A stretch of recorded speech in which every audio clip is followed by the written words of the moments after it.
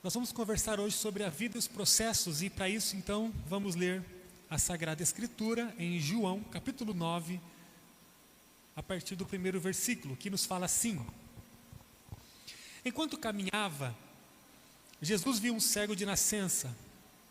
Seus discípulos perguntaram: Rabi, por que este homem nasceu cego? Foi por causa de seus próprios pecados ou dos pecados de seus pais? Jesus respondeu: nem uma coisa nem outra.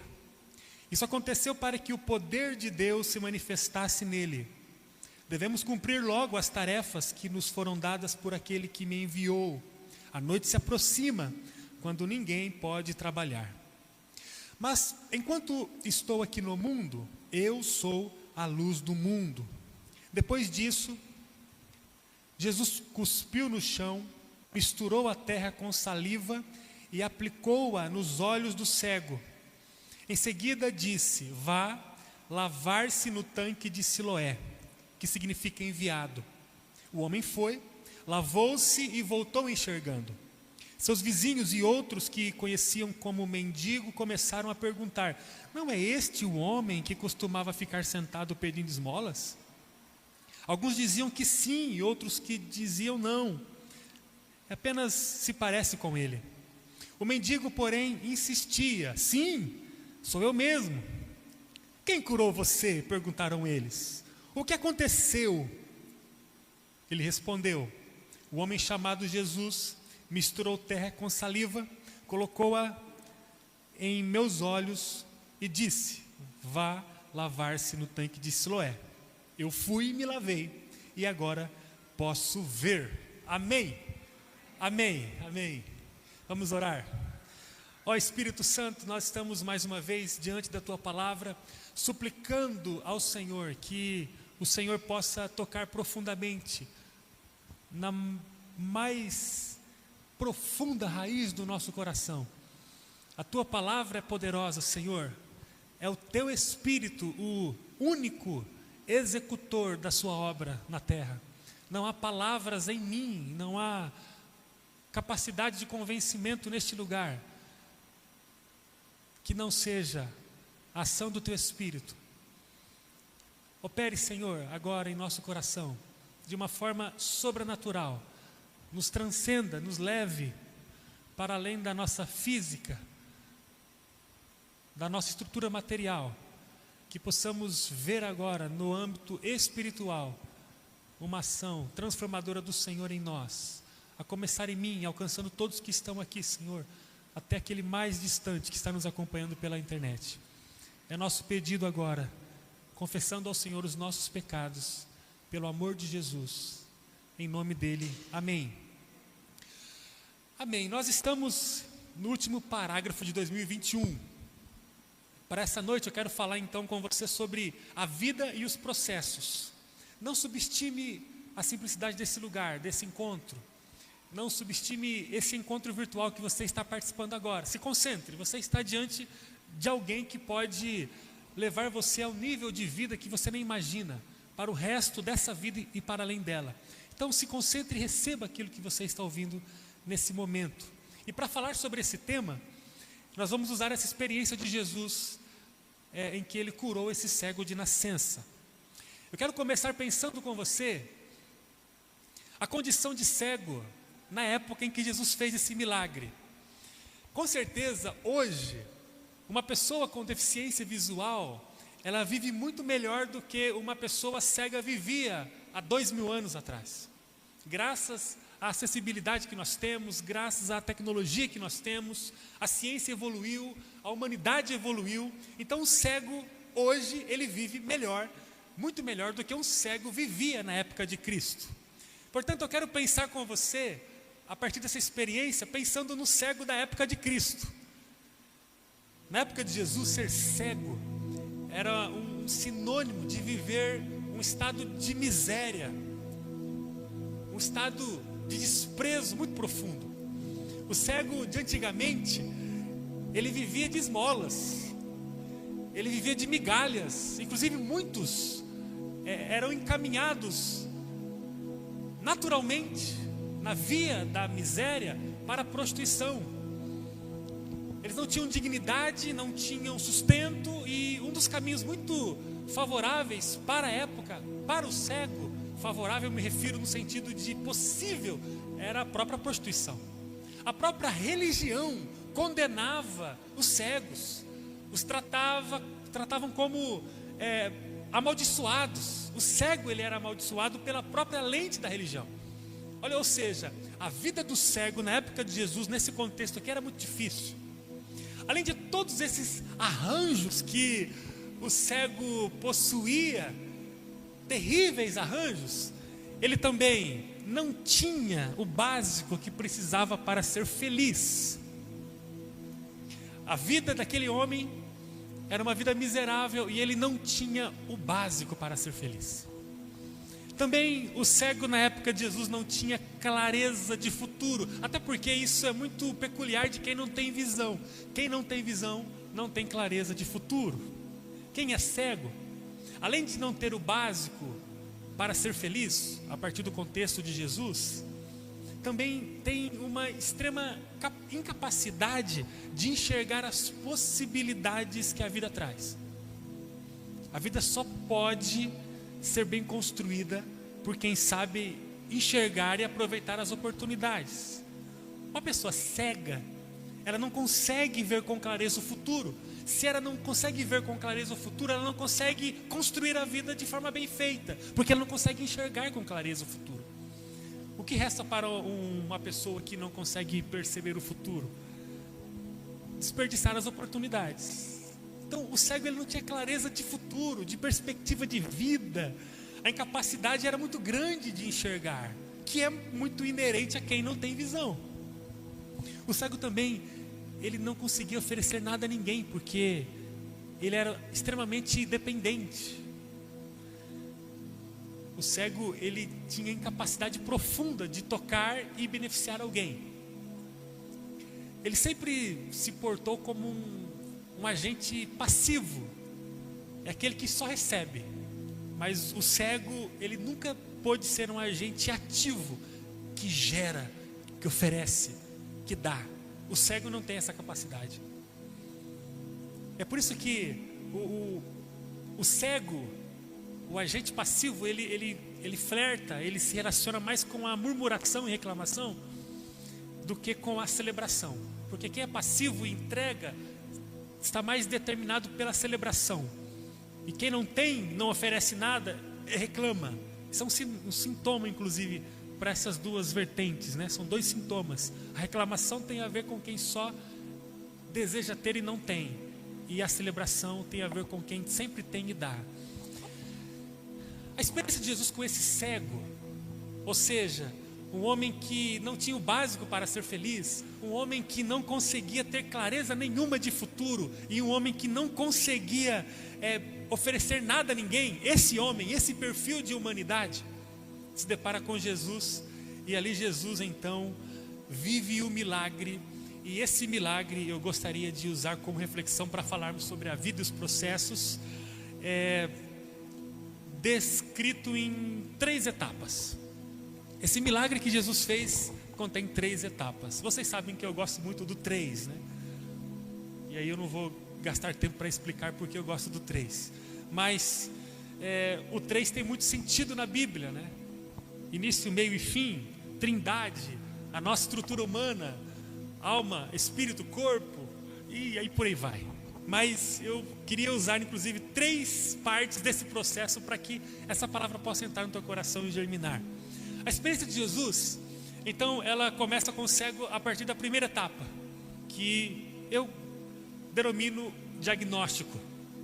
A segunda, processo, e a terceira, resultado.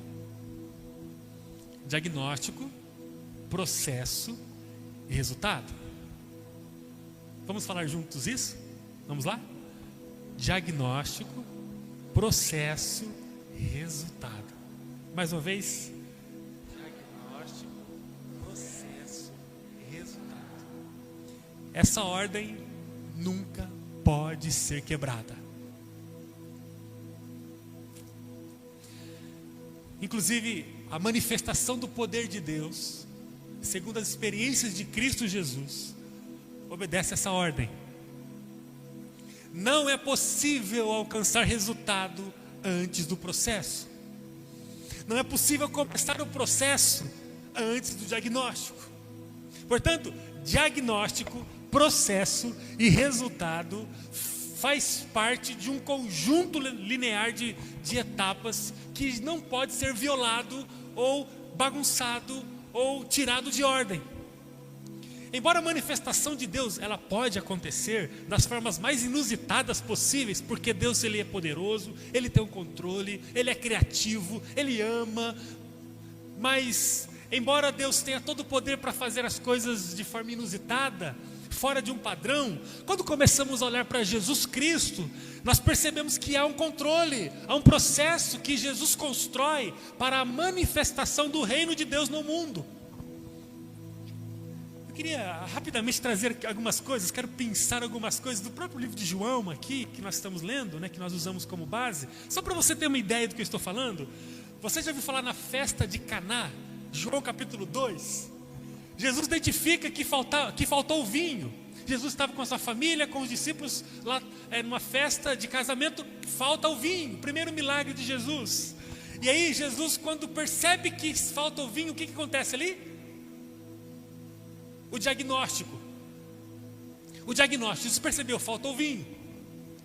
E aí ele pede para os empregados se mobilizarem e encherem 6 potes grandes que haviam ali, para a cerimônia judaica, a lavagem de mãos, etc., para que aqueles homens enchessem esses 6 potes, 120 litros de água. O que aconteceu depois? Um processo. Jesus diagnosticou, houve uma questão ali, houve uma leitura, uma demanda, um diagnóstico, e em seguida ele gera um processo. E Jesus não pede para que os discípulos, aqueles empregados que estavam ali trabalhando, servissem de água os 6 potes, para que depois houvesse o resultado. A água se transforma em vinho, e o vinho da melhor qualidade possível.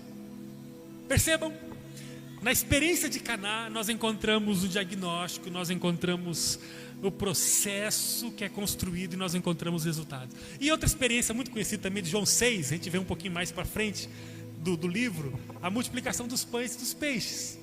Jesus identifica a falta de alimento, diagnóstico. Jesus pede para todo mundo sentar em grupos pequenos no gramado, pega 5 pães, 2 peixes, o processo, e ele vem e derrama o sobrenatural e traz o resultado. Mais de 10 mil pessoas são alimentadas com aquele processo construído por causa de um diagnóstico feito. Escassez de comida, muita gente faminta.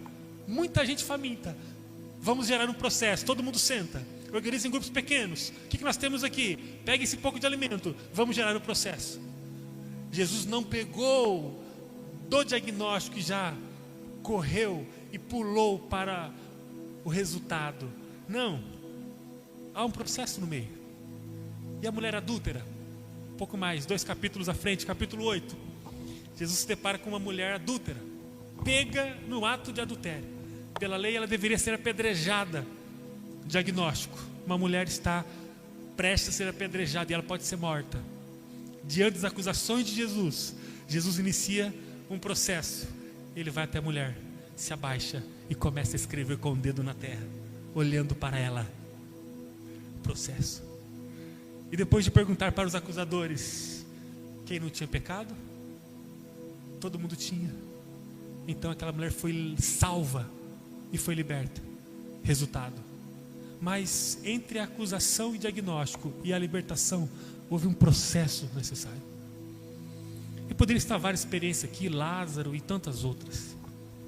O importante é vermos que Jesus obedecia esse processo, ou melhor, essa ordem de etapas: diagnóstico, processo e resultado. Eu queria perguntar a você hoje, como você enxerga essa ordem em sua vida? Jesus está dando uma direção para você. Não é possível que você não conseguiu perceber até hoje isso. Ele está pronto para manifestar o sobrenatural dele sobre a sua vida. Não é possível que até hoje você não se convenceu que além dessa diminuta vida que você tem, existe um sopro maior, além, eterno, na sua direção. Não é possível que você diante de toda a sua experiência religiosa, você não foi convencido de que existe um patamar de vida que é movido pelo sobrenatural, que se manifesta no natural, que prepara você para iluminar o mundo, transformar o mundo e herdar a vida eterna. Não é possível que isso é novidade para você.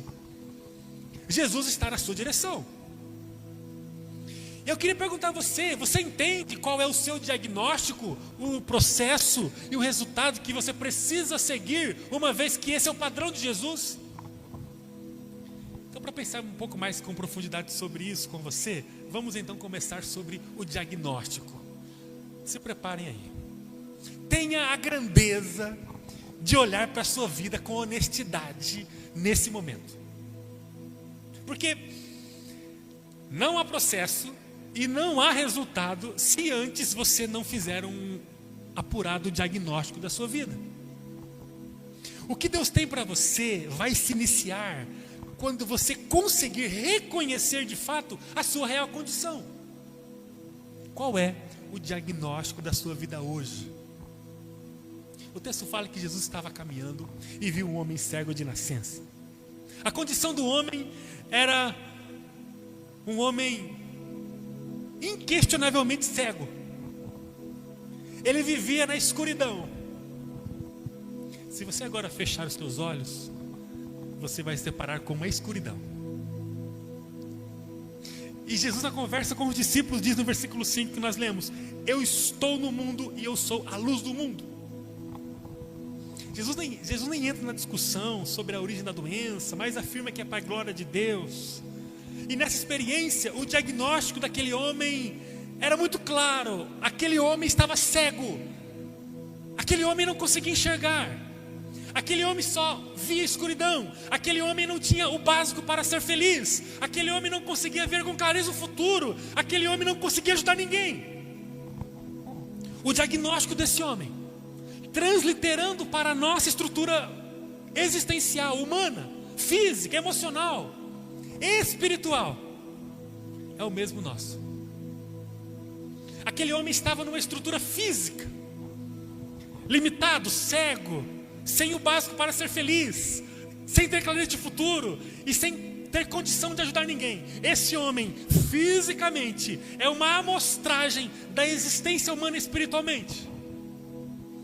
É fundamental que todos nós passemos pela consciência e pelo diagnóstico de que nós somos cegos. Nós somos cegos. Nós somos cegos. Não há em nós, não há em você, não há em mim, não há em ninguém prerrogativas para enxergarmos longe da luz. Porque nós não somos luz, nós somos matéria. Nós não temos luz própria. Nós somos objeto criado por Deus e recebido de Deus o sopro de vida, e passamos a ser alma vivente. Não somos a luz, não temos a luz, não podemos iluminar. Nós somos cegos. Você é cego. Você é cego. E olha, tentar viver negando a cegueira é uma coisa que afronta a racionalidade, o bom senso, a inteligência que Deus nos deu. Há de se ter um diagnóstico sério agora, em mim e você, a respeito de quem nós somos. Nós somos cegos. Você é na luz e o mundo é escuro, portanto você está cego. E tem gente que anda para cima e para baixo dizendo: eu não sou cego não. E todo cheio de hematomas, arrebentados, e cheio de feridas, traumas, abandono, rejeição, brigas. Não sou cego não. Você está bem? Sabe, o homem forte, de 130 quilos de músculo, pegando um homem fraco, depois de uma luta de 15 minutos, o homem fraquinho está assim todo, né? Ele está com o olho aberto, mas está fechado, porque inchou muito, né? Tudo sangrando assim, todo. Sobrou só o dente lá do fundo, que sobrou só, caiu todos os dentes. E ele olha assim, fala: eu estou bem. Você está cego, você está se arrebentando todo nas colisões da vida. Eu estou bem. Coitado. Pior cego é o que não quer ver, né? Nós somos cegos, porque nós estamos no mundo escuro e a luz não tem nada a ver com a gente. A luz não tem nada a ver com a gente. Primeira coisa, faça um diagnóstico honesto de você. Se não for a luz do Senhor, viveremos como cegos pelas trilhas da vida, batendo no peito, dizendo que a gente está fazendo para o gasto. Para o gasto para quê? Não temos o mínimo para a sobrevivência. Não temos. Pelo menos para uma sobrevivência feliz. Não temos clareza de futuro e temos dificuldade de ajudar pessoas, inclusive, que mais amamos, que estão próximas de nós. O segundo, então, é o processo. Porque depois do diagnóstico, Jesus começa a realizar o processo. Ele pega um pouco de terra com saliva e aplica nos olhos daquele cego. Em seguida, ele pede para o homem lavar o rosto num tanque chamado Siloé. O homem foi, lavou e voltou enxergando. Quando olhamos para o processo, a parte fundamental, que está entre o diagnóstico e o resultado, nós encontramos algo construído em duas mãos. Duas mãos. A mão do Cristo e a mão do homem. É uma clara parceria que nós encontramos aqui. Jesus pega o barro, pega a saliva como matéria e aplica para curar o cego. Com a matéria-prima que Jesus aplicou, o cego precisa se deslocar até o tanque de Siloé para lavar e receber a cura. Sobre o processo, eu queria te falar algumas coisas. A primeira, Deus não abre mão da parceria no processo. Deus não abre mão da parceria no processo. Deus não vai fazer sozinho o negócio. Isso aqui é Bíblia. Isso aqui é padrão. A Bíblia é muito coerente. A Bíblia não tem pontos cegos. A Bíblia é muito coerente. Ela é perfeita. Ela é inspirada pelo Espírito Santo. E por ser do Espírito Santo não podia ter contradições. Deus não faz sozinho.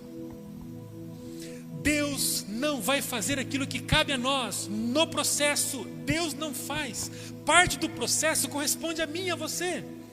Entenda que se você não entender a sua parte e agir na direção que Jesus está apontando a você, você vai emperrar o processo de Deus na manifestação da sua vida. Só o desejo que você tem de viver o processo não será suficiente. Você precisa assimilar a tua parte e o custo que lhe cabe e construir o processo.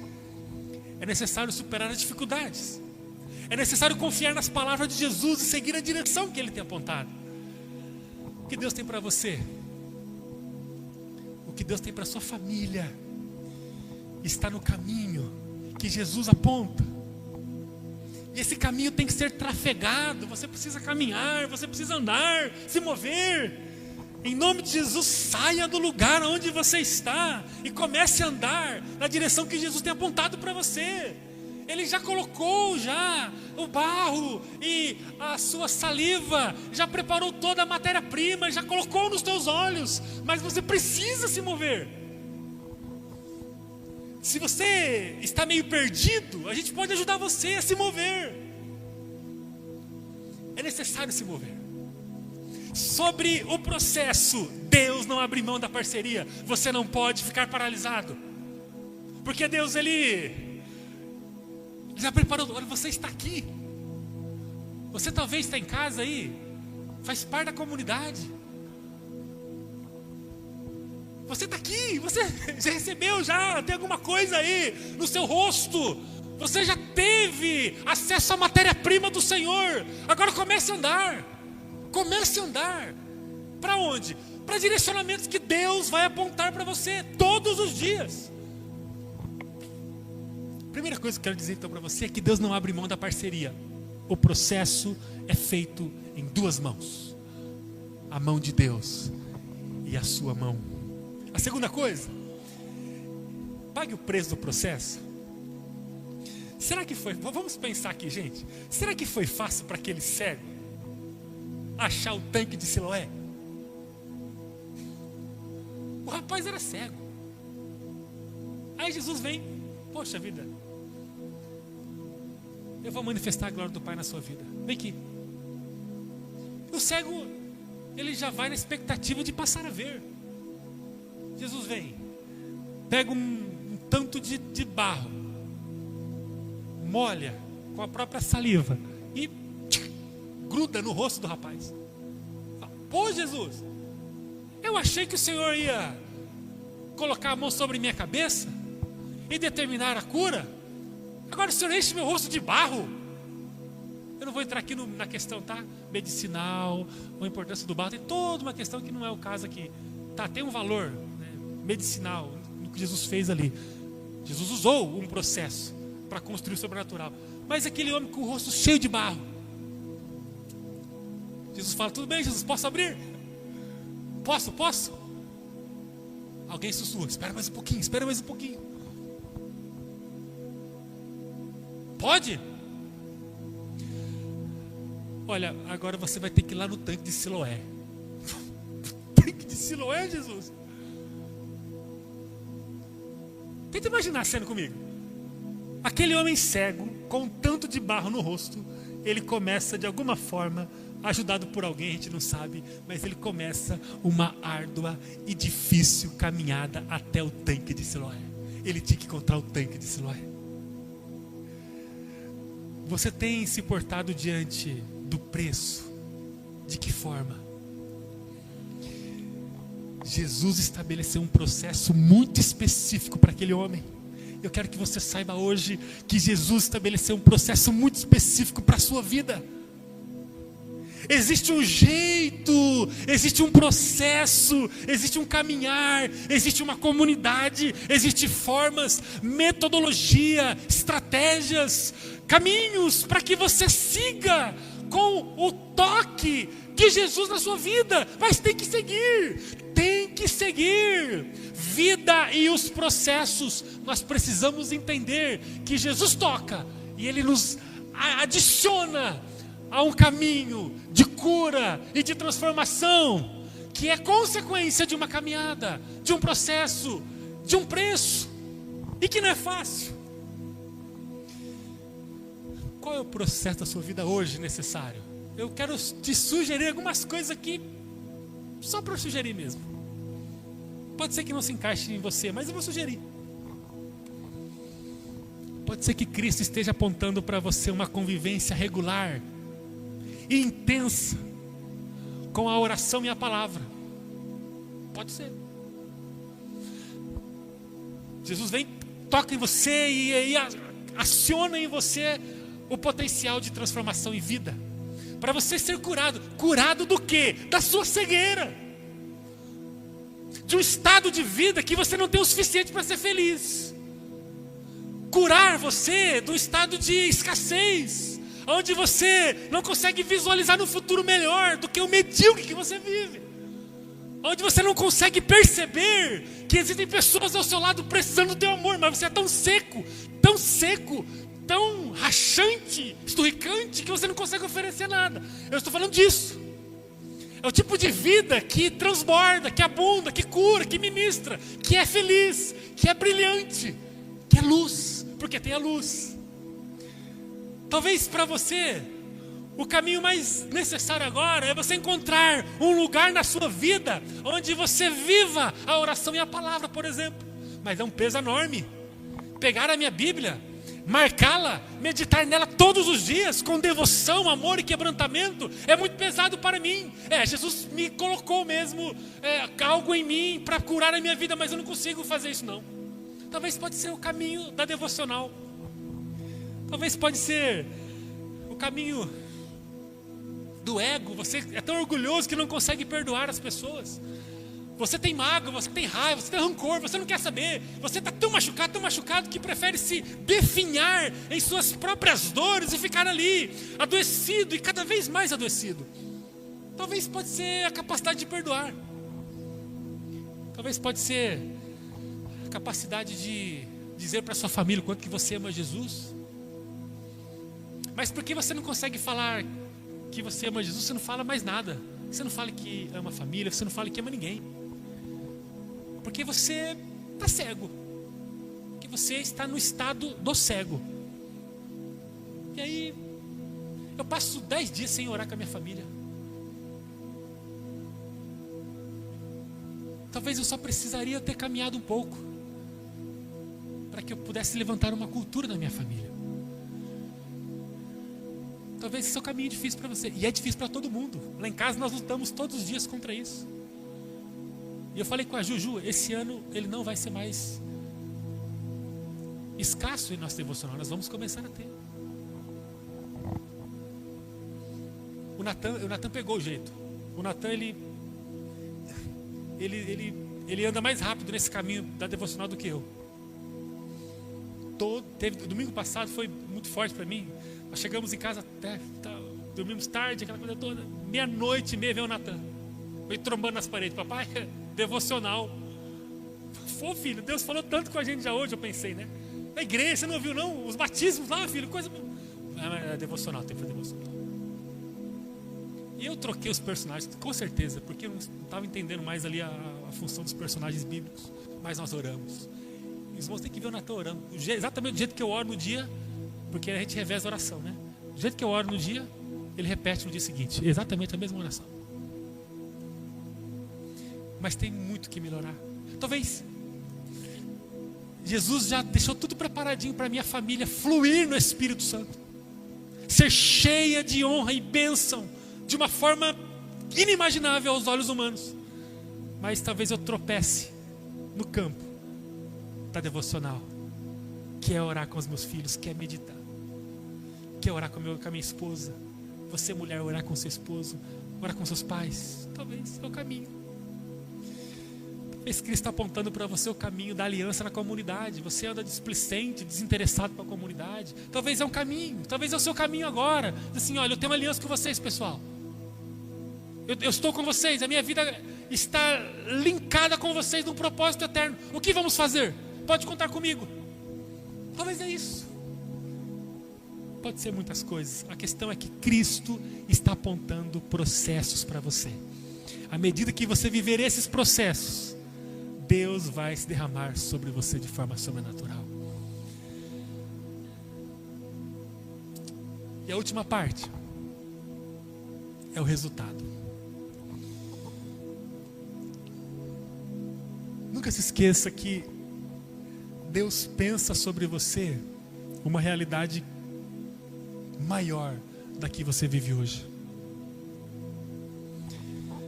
Por melhor que possa ser a tua realidade hoje, não importa se você tem 10 anos ou tem 92 anos, né, irmã? Tem, né, irmã Luzia? 92 anos. Veio a pé para a igreja, né, irmã Luzia? Não importa a sua idade. Deus pensa coisas maiores sobre você. O pai sempre, ele pensa coisas maiores a respeito do filho, né? Inclusive maiores do que o próprio filho pode imaginar.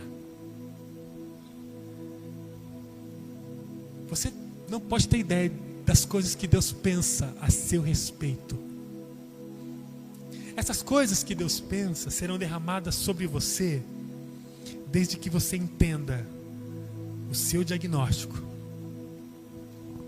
e comece imediatamente a viver os processos. Quando isso acontecer, Deus começará a derramar sobre você coisas que você nem imagina. É 1 Coríntios 2:9, né? As coisas que o olho nunca viu, o ouvido nunca ouviu, são as coisas que Deus imaginou, ou sonhou, ou pensou para aqueles que o amam. Para orar com você, eu queria que você, em nome de Jesus, entendesse a vida e os processos. Não se permita viver numa condição de cego. Em nome de Jesus, não se permita viver numa condição de cego. Não se permita viver sem o básico para ser feliz. Não se permita viver sem clareza de futuro. Enxergue, Deus tem um futuro para você, que começa inclusive agora, amanhã, essa semana, 2022. Em nome de Jesus, não aceite uma condição de escassez onde você não transforma a vida de ninguém.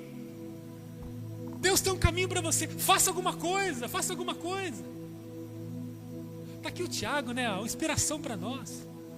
Tanto que esse homem correu hoje abraçando aí um monte de andarilho, de gente de rua, amando, orando por ele. Que Deus te preserve, mano. Você inspira o coração de gente que você nem imagina, com seu amor. Nós como igreja precisamos gerar esse movimento de acolhimento.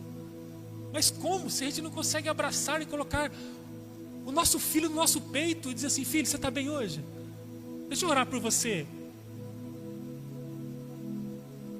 Quanto tempo faz que você não ora por seu filho? Mas uma oração de fervor, não uma oração para agradecer pela comida que você vai comer.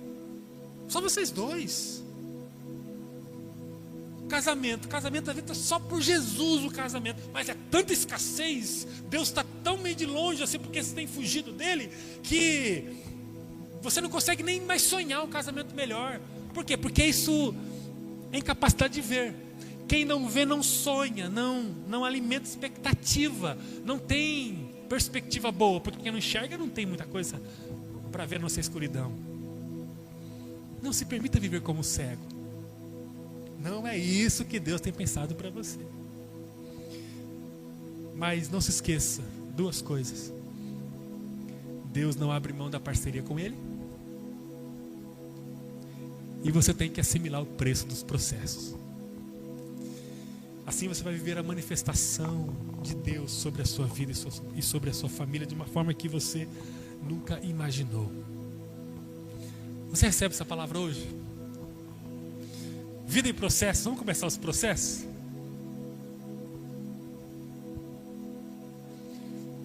Você achou que eu estou brincando, né? 40 dias. Agora eu vou vender. Não tem aquela propaganda que você faz depois você vende? Vender. Eu quero dar a você a oportunidade que Deus mandou te dar, para você começar esse próximo ano se preparando. Durante 40 dias vai ser um aquecimento para os processos que nós vamos viver. Isso aqui é para aquecer os motores, Fabão. Então você vai pegar um diário e você vai receber todos os dias alguma coisa para fazer. E você não pode sair daqui achando que Deus vai trazer resultado na sua vida, por mais que você já tenha consciência do teu resultado, do teu diagnóstico, sem passar pelo processo. Nós estamos falando nessa noite sobre processos. Nós precisamos começar a entender como que Deus vai mudar a nossa vida. É uma questão de ter consciência, diagnóstico e visualizar o resultado. É uma questão de ir com o rosto carregado de barro para o tanque de Siloé. Então, nós temos aqui poucos exemplares. Você pode levar o seu se você quiser.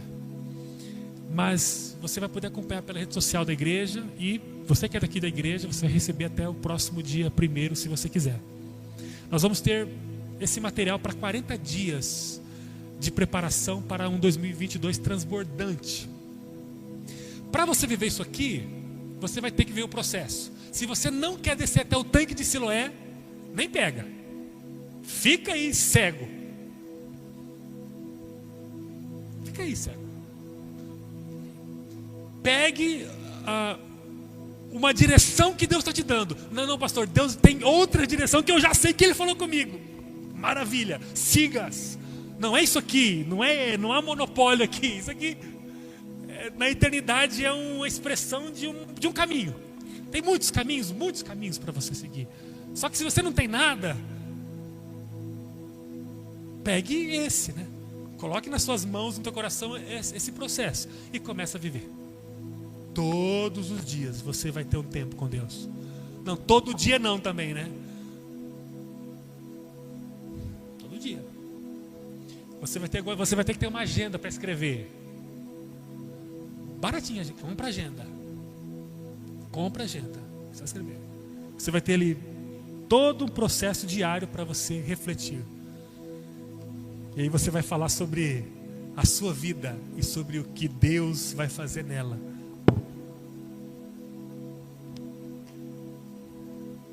Eu queria convidar vocês para fazerem isso comigo. e com a gente, que eu sei que tem um grupo vibrando aqui na igreja.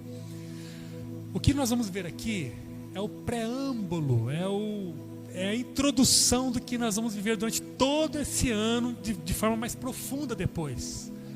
Mas se você não conseguir fazer isso aqui, você vai ter dificuldade de fazer os outros, porque aqui você vai estar sozinho, é só você e Deus. Os demais vai ter grupo, vai ter compartilhamento de vida, exposição das fraquezas. Eu não estou conseguindo, eu era para fazer isso, não fiz. Vai ser um negócio mais arrojado, então o negócio vai subindo de nível. Isso aqui é para começar. Você achar a tua Bíblia em casa e achar um horário para você ter todo dia um tempo com Deus.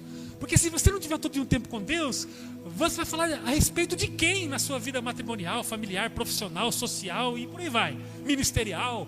Qualquer coisinha para você é uma tempestade que te derruba, porque você não está diante do Senhor, você está diante de uma religião, de uma prática ritualística, cristã. Não, nós estamos falando de vida a partir do caminho de Jesus. E Mateus 6 fala assim, olha, todas as vezes que vocês entrarem no quarto, o Pai que está ali em secreto vai ouvir vocês e vai abençoar vocês. Que é a oração do modelo lá do Pai Nosso. Então aqui nós vamos começar a ver o básico.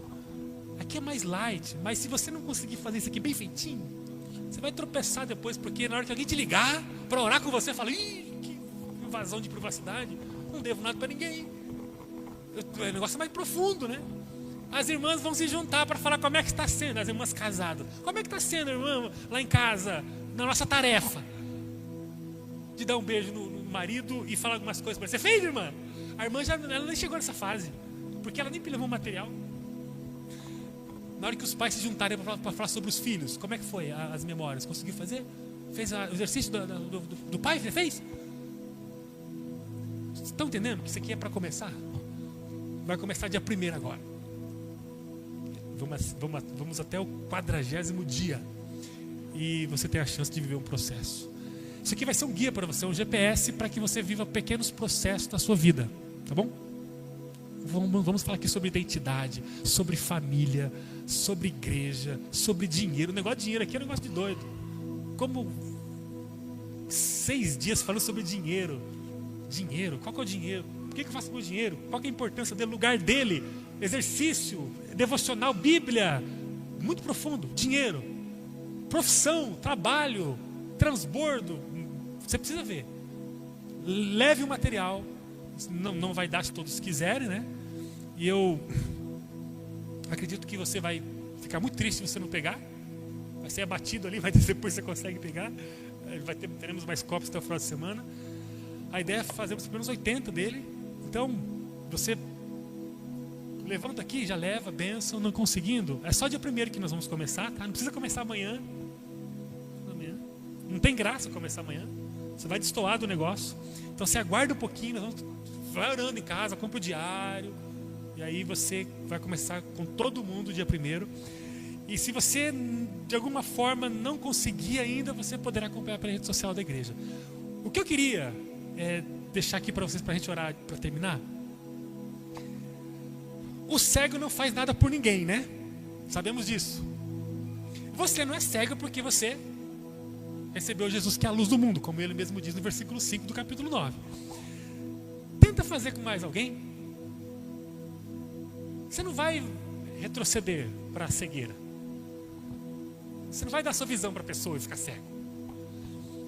Sei lá, faz um grupo. Grupo de 5 amigos. Tema do grupo, amigos vida torta. Convida o pessoal.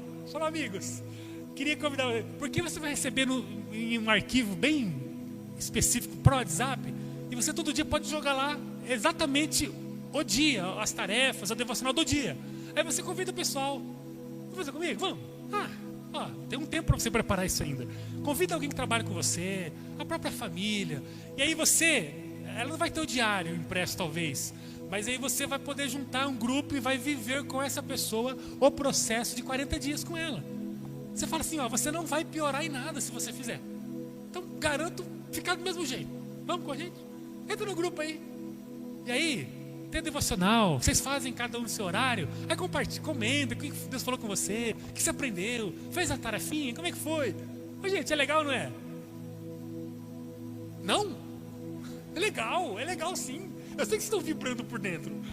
Vamos tentar organizar isso aí. Imagine se eu conseguir 3, e aí você mais 3. Quanta gente que pode ser alcançada? E aí tem dúvida, vai na rede social da igreja, tá lá. Você vai ter informação lá também. Vamos fazer vídeo, fazer umas coisas para tentar alimentar isso.